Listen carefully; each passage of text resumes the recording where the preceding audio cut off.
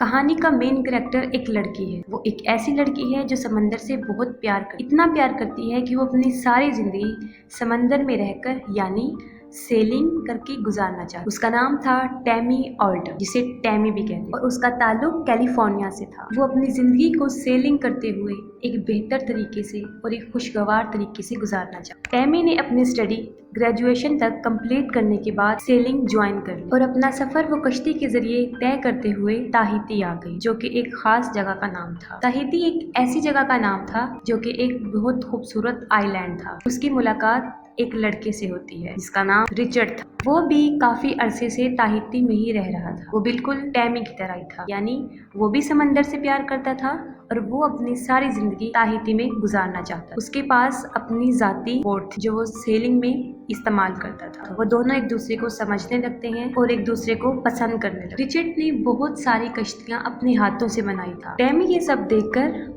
काफी मुतासिर होती है और वो उससे सारी बातें पूछती है जब वो समंदर में होता है। रिचर्ड यहाँ पर बहुत पुराना था, मतलब वो काफी अरसे से यहाँ पर रिहाइश पजीर था। टैमी को वो जगह बहुत पसंद आती है और वो सारी जगह को देखना चाहती है। रिचर्ड टैमी को समझाता है कि जैसा उसको नजर आ रहा है वैसा कुछ भी नहीं है, वो जैसा सोच रही है वैसा कुछ नहीं होता। मतलब जितना अच्छा उसको नजर आ रहा होता है हकीकत वो नहीं होती। वो उसको बताता है कि यहाँ पर कुछ इतना खास नहीं होता। रात को बहुत सर्दी हो जाती और दिन में सूरज की तपिश स्किन को काफी नुकसान पहुंचाती है। और समंदर एक ऐसी जगह है जहाँ पर इंसान को नींद नहीं आती। वो कॉन्टिन्यूसली जागता रहता है और उसको इसके साथ भूख भी बहुत ज्यादा लगती है। और अगर अकेला शख्स समंदर में रह जाए तो उसको ह्यूसिनेशन महसूस होने लगता है, मतलब जो कुछ होता नहीं वो इंसान को नजर आता है। रिचर्ड ये सब कुछ इसलिए बता रहा था क्योंकि वो अब इसका तजुर्बा हासिल कर चुका था। इन सब बातों से दो चार हो चुका था, मतलब वो इन सब को झेल चुका था। वो बताता है कि यहाँ पे सबसे खूबसूरत चीज जो मुझे नजर आई है वो शाम को सूरज का डूबना होता है। कि जब शाम को सूरज डूब रहा होता है तो वो मंजर देखने के काबिल होता है, बहुत खूबसूरत होता है। वो कहता है कि ऐसे जज्बात और फीलिंग्स हैं जो इंसान अपनी जुबान से बयान नहीं कर सकता। फिर हम देखते हैं कि उन्हें एक दूसरे से मोहब्बत हो जाती और 6 माह तक वो दोनों एक दूसरे के साथ एक ही बोट में रहते। उनकी जिंदगी के दिन ऐसे ही गुजर रहे होते। फिर हम देखते हैं कि कुछ अरसे बाद रिचर्ड के कुछ पुराने दोस्त जिसका नाम पीटर और उसकी वाइफ क्रिस्टीन उससे मिलते हैं। वो लोग भी कैलिफोर्निया से यहाँ पर आए थे। उनकी अपनी जाती बोट थी जो कि बहुत खूबसूरत थी। उन लोगों को यहाँ से इमरजेंसी जाना होता। वो रिचर्ड को कहते हैं कि हम तो यहाँ से जा रहे हैं, क्या तुम हमारी बोट को कैलिफोर्निया तक ले जा सकते हो? उसके बदले में उसको हम पे भी करेंगे। रिचर्ड को ये डील अच्छी लगती है और वो इसके लिए मान भी जाता है क्योंकि जाहिर है उसको इसमें प्रॉफिट नजर आ रहा होता है कि इसके बदले में उसको ढेर सारा पैसा मिलता है। रिचर्ड और टैमी दोनों पीटर की बोट को देखते हैं, उन्हें काफी पसंद आती है और वो इस डील को एक्सेप्ट कर लेते हैं। उनकी बोट काफी खूबसूरत। वो अपना सारा जरूरी सामान खरीद कर अपने जाने की तैयारी करते हैं और देखते हैं हमें अपनी मंजिल हमें किस आइलैंड पर रुकना है। ये सब सोचने और अपना फैसला करने के बाद वो अपना सफर शुरू करते हैं और उनका ये सफर तकरीबन 4000 मील का होता है। 4000 मील एक बहुत बड़ा फासला, इसलिए उनको इसमें काफी दिन लगने थे। रिचर्ड अपनी जिंदगी का सबसे बड़ा फैसला करता है। वो टैमी से शादी करने का फैसला और उसको शादी के लिए प्रपोज करता है। टैमी भी उससे मोहब्बत करती है, इसलिए वो उसका फैसला कबूल करती है। वो दोनों बहुत खुश होते हैं, लेकिन फिर उनकी किस्मत पलट जाती है। वो समंदर में तूफान को महसूस करते हैं और फिर देखते हैं कि एक परिंदा तेजी से हवा के साथ उड़ता हुआ आया है और उनकी बोट पर गिर गया है। उन्हें कुछ समझ नहीं आया कि ये परिंदा कहाँ से आया, क्योंकि आसपास उन्हें कोई किनारा भी नजर नहीं आया। जाहिर है वो हवा के साथ उड़कर इतनी दूर आ गया होगा। इसके बाद उन्हें रेडियो पर फौरन अलर्ट किया जाता है कि एक बहुत बड़ा समुद्री तूफान आने वाला है। ये सुनने के बाद रिचर्ड ये डिसाइड करता है कि जिस तरफ से तूफान आ रहा है हम उसकी ऑपोजिट साइड से अपना रास्ता तय करेंगे। लेकिन टैमी उसको बताती है कि जिस तरह वो समंदर से वो परिंदा उड़कर आया है इसी तरह हम भी इस समुद्री तूफान में निकल सकते हैं अगर हम इसके लिए कोशिश करें। रिचर्ड इस फैसले से खुश नहीं होता, लेकिन जाहिर है उन्हें कोई फैसला तो लेना पड़ना था क्योंकि पहले ही उनका बहुत वक्त जाया हो चुका था। उन्होंने जल्दबाजी में जो फैसला लिया वो गलत था और इस गलती का पछतावा उन्हें तब हुआ जब उन्होंने देखा कि एक बहुत बड़ा तूफान उनकी कश्ती के सामने आ रहा है और अपने साथ बहुत बड़ी बड़ी लहरों को ला रहा है जिस पर काबू पाना काफी मुश्किल है। और इन हालात को देखते हुए वो काफी परेशान हो जाते हैं और अपनी कश्ती को संभालने की कोशिश करते, लेकिन उनसे उनकी कश्ती संभल नहीं पाती। इन हालात को देखते हुए रिचर्ड टैमी को कहता है कि वो फौरन नीचे चली जाए। बहुत बड़ी बड़ी लहरें आती और जैसे ही टैमी अंदर जाती है एक बहुत बड़ी लहर आती है जो रिचर्ड को अपने साथ ले जाती है और टैमी भी वहाँ पर गिर जाती है और बेहोश हो जाती है और उनकी कश्ती बुरी तरह तबाह बर्बाद हो जाती है। सुबह जब उसको होश आती है तो वो अपने आसपास पानी और टूटी हुई कश्ती देखती है। इस वाकये में वो खुद भी काफी जख्मी हो चुकी, जगह जहाँ चोटें लग गई थी उसको काफी तकलीफ भी हो रही, लेकिन फिर भी वो हिम्मत करके किसी तरह कश्ती से बाहर आती है और अपने आसपास रिचर्ड को ढूंढती है, लेकिन उसको रिचर्ड कहीं दिखाई नहीं देता। वो रिचर्ड को आवाजें देना शुरू हो जाती। वो सोचती है कि शायद रिचर्ड बोट से गिर गया और उसको पुकारती पुकारती वो चिल्लाना शुरू करती, लेकिन रिचर्ड नहीं आता। रेडियो से अपनी आवाज भेजने की कोशिश करती, लेकिन इस झटके की वजह से सब कुछ तबाह बर्बाद हो गया होता है। इलेक्ट्रॉनिक चीजों में पानी चला गया होता है। उनकी कश्ती अब बिल्कुल बेकार हो चुकी है, वो अब किसी काम की नहीं रही और वो अब यहाँ समंदर में ही पड़ी रही, क्योंकि बोट को आगे बढ़ने में जो पर्दा मदद करता है वो बुरी तरह बर्बाद हो चुका होता है। उस पर्दे के बगैर भी कश्ती आगे मूव नहीं कर सकती। वो बहुत सैड होती है क्योंकि रिचर्ड को वो खो चुकी है। वो अपने से कुछ फासले पर एक छोटी बोट देखती है, वो बोट जो उनकी बोट पर पड़ी होती है और साथ में उसको ये भी महसूस होता है कि उस बोट के साथ शायद रिचर्ड भी है।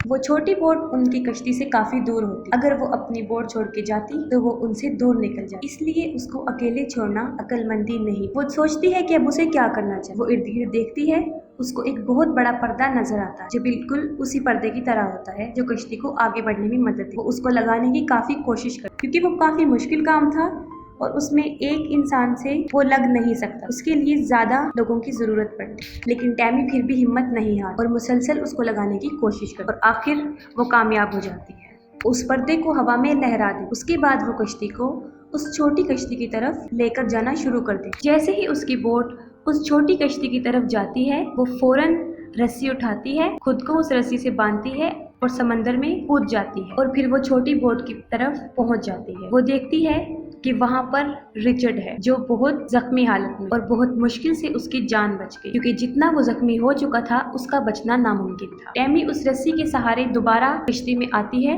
और रिचर्ड को भी साथ ले आती है। वो उसको बोट में लिटाती है और वो देखती है कि उसकी टांग पे काफी गहरा जख्म है, लेकिन इससे भी ज्यादा खतरनाक बात ये थी कि उसकी सारी पसलियां टूट चुकी, लेकिन फिर भी उसकी जान बच जाती और टैमी को हौसला मिल जाता कि अब वो अकेली नहीं, अब उसके साथ रिचर्ड भी वहाँ मौजूद। वो काफी उम्मीद होती। वो जख्मी पांव पे पट्टी करती है और उसके बाद वो सोचती है कि यहाँ से कैसे निकला जाए।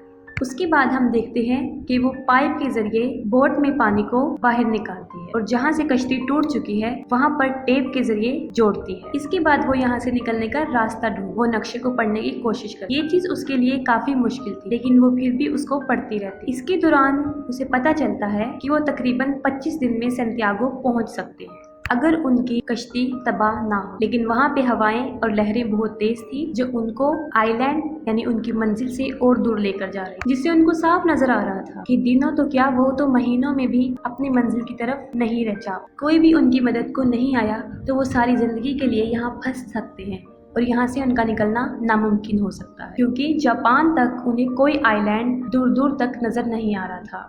अपनी कश्ती में मौजूद जितना भी खाना होता है टैमी उन सबको इकट्ठा करती, क्योंकि यकीनन वो उनके पास बहुत थोड़ा रह गया होता है। ज्यादा से ज्यादा 14 या 15 दिन का खाना मौजूद था। यहाँ पर जो उन्हें सबसे ज्यादा मसला पेश आ रहा था वो पानी का था। उनके पास पीने का पानी नहीं था, क्योंकि शायद लहरों के टकराने से उनका वाटर प्रेशर टूट चुका था और पानी आना बंद हो गया था। लेकिन उनके पास थोड़ा बहुत पानी था जिस पर वो अपना गुजारा चला रहे थे। ये हालात, ये दिन उनके ऊपर एक इम्तिहान की तरह गुजर रहे, क्योंकि वो एक ऐसी जगह पर मौजूद थे जहाँ पर ना फिशर्स आते हैं और ना कोई सियाह, क्योंकि वो किनारे से इतना दूर थे कि आम इंसान उनको सोच भी नहीं सकता। वो ऐसा महसूस करते हैं कि अब वो यहाँ से कभी भी नहीं जाएंगे। वो यहाँ पर गुम हो गए और सच में वो यहाँ पर गुम हो चुके थे। उन्हें अपनी मौत साफ दिखाई दे रही। एक तो वो समंदर में फंस गए थे ऐसी जगह पर जहाँ पर उनका बचना नामुमकिन है, और दूसरा खाने पीने की तरफ उनका खाना भी दिन ब दिन कम होता जा रहा है। और जो सबसे बड़ी प्रॉब्लम ये थी कि टैमी वेजिटेरियन। टैमी बहुत परेशान होती है। इस पर रिचर्ड उसको समझाता है कि हमारे पास खाना कभी भी खत्म नहीं हो सकता अगर तुम समंदर से मछलियां पकड़ती हो। और ऐसा करने पर टैमी साफ इनकार कर देती है, लेकिन उसके बाद वो फिर भी कोशिश करती है, लेकिन हर बार नाकाम हो जाती है। टैमी को अपनी गलती का एहसास होता है। वो रिचर्ड से माफी मांगती है। रिचर्ड तो बेचारा किसी काम के काबिल ही नहीं था कि वो बुरी तरह जख्मी हो चुका था और उसकी हड्डियां भी टूट चुकी थी। बारिश आ जाती, इस पर टैमी बहुत खुश हो जाती और खुशी से चिल्लाने लगती है। और उनके पास जितने भी बर्तन मौजूद होते हैं वो सबको उन बारिश के पानी से भर लेती है। लेकिन उनकी जिंदा बचने के लिए ये चीज काफी नहीं थी। उनको खाने के लिए भी चीजें चाहिए थी। दिन ब दिन उनकी हालत खराब से खराब तर होती जा रही। वो दोनों लेटे होते हैं। टैमी को दूर एक बोट नजर आता है, एक बहुत बड़ा बोट। वो फौरन फायर करती है। वो फायर से उनको बुलाने की कोशिश करती है, लेकिन वो लोग बगैर उनको लिए वहाँ से चले जाते, क्योंकि वो सोचते हैं कि यहाँ पर कश्ती हो ही नहीं सकती। उन्हें वहाँ रहते रहते तकरीबन 20 दिन गुजर चुके और उनकी हालत बदतर से बदतर होती जा रही। और टैमी उसी चीज का शिकार हो रही जो आपको मूवी शुरू होने के स्टार्ट में बताया था, यानी हेलुसिनेशन, धोखा, फरेब नजर। टैमी अपने अंदर अजीबोगरीब तब्दीलियां महसूस कर रही। वो महसूस कर रही थी कि वो पागल होती जा रही है और उसको अब यकीन हो गया था कि अब वो यहाँ से बचकर नहीं निकली और यहीं पर उनकी मौत हो जाए। उनके पास वाइन्स की कुछ बॉटल्स थी जिस पर वो अपना गुजारा चला रहे थे और अपने पेट को भर रहे थे। टैमी काफी मेहनत करती और रिचर्ड को बचाने के लिए वो काफी स्ट्रगल करती। उस कश्ती में रहते रहते उनको तकरीबन 40 दिन बीत जाते। टैमी बहुत इल्यूसिनेट करने लगी, क्योंकि आपको हमने बताया था कि उसको रिचर्ड ने भी ये बात बताई थी कि कोई शख्स अगर समंदर में ज्यादा अरसे के लिए रहता है तो उसके साथ ऐसा होने लगता है। उसको हर चीज धोखा, फरेब नजर आने लगता है। और इन सब हालात से टैमी भी गुजर रही। वो ये बात, क्योंकि रिचर्ड तो कब से ही मर गया था जब उनकी कश्ती डूबी थी, ये सब उसको इल्यूसिनेशंस की वजह से हो रहा था, क्योंकि वो काफी शॉक थी और काफी स्ट्रेस की वजह से उसके साथ ये सब हो रहा था, क्योंकि वो इस सदमे से बाहर ही नहीं आ रही थी कि वो रिचर्ड को खो चुकी है।